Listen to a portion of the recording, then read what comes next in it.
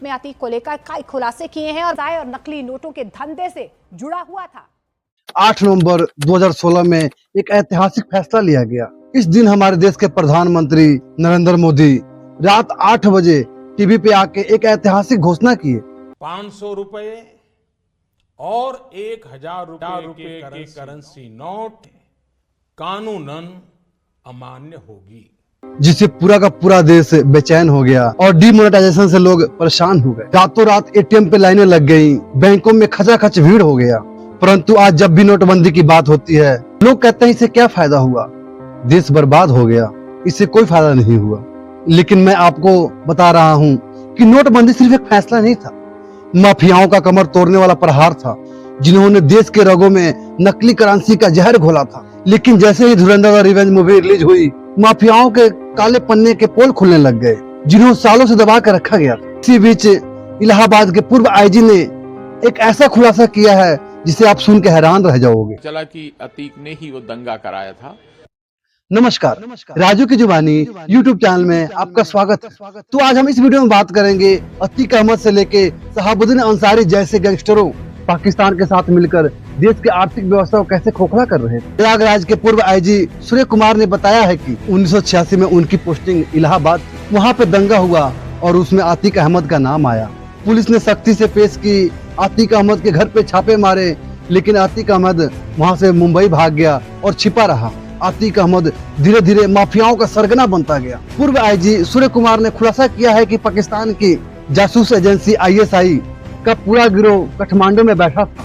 वहाँ पर पाकिस्तानी दूतावास से भारतीय नकली नोटों के खेप इन माफियाओं के पास भेजी जाती थी। नकली नोटों के लिए बढ़नी, सनवली और वीरगंज के रास्तों को इस्तेमाल किया जाता था। इन रास्तों से नकली करेंसी के एजेंट भारत में घुसते थे। ये वो पैसा था जिसे भारत के खिलाफ हथियार खरीदने और दंगों की फंडिंग में यूज किया जाता था।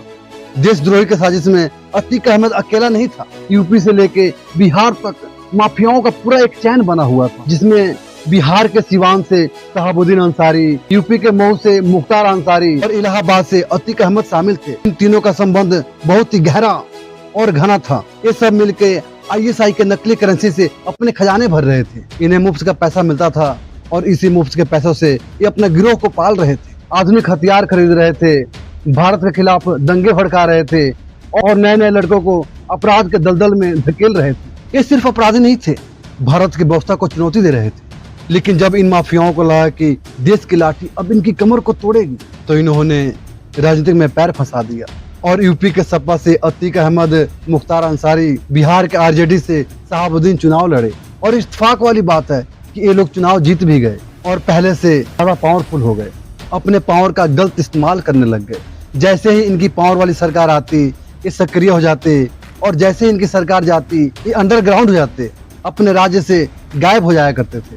मुख्तार अंसारी, अतीक अहमद और शहाबुद्दीन अपना साम्राज्य नकली नोटों और बेगुनाहों के जमीन पे खड़ी किए थे, वो सब के सब खाक हो गई, मिट्टी में मिल गई। लेकिन आज जो लोग धुरंधर मूवी को प्रोपगेंडा बता रहे हैं, उन्हें पूर्व आईजी सूर्य कुमार की खुलासे को कान खोल के सुनना चाहिए। 1986 के लगभग तैनात हुआ था वहाँ SP देहात, जब ये पूरा कौसाम्बी, जमुना पार, गंगा पार एक बहुत बड़ा जिला होता था और मेरी ड्यूटी उस समय शहर में लगी हुई थी इलाहाबाद में, क्योंकि दंगा हो गया था। तो पता चला कि अतीक ने ही वो दंगा कराया था। अतीक अहमद घर हम लोगों ने कुर्की किया, कार्रवाई किया, तलाशी की, तो अतीक अहमद बम्बई भाग गया था।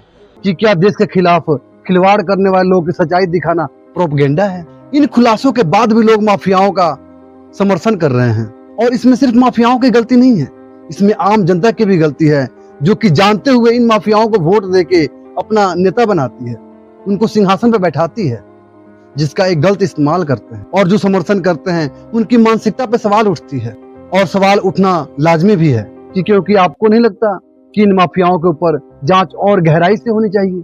क्या इनके आका जो सफेद कपड़े में घूम रहे हैं उनको बेनकाब नहीं करना चाहिए? लेकिन यह सबसे बड़ी बात है कि इन माफियाओं का जो काला चिट्ठा फिल्म में दिखाया गया है, उस पे सरकार और सख्ती से पेश क्यों नहीं आ रही? इस पे आप क्या सोचते हो? अपना राय कमेंट बॉक्स में जरूर दें। और हाँ, मेरी वीडियो अच्छी लगी तो लाइक एंड शेयर करें। जय हिंद।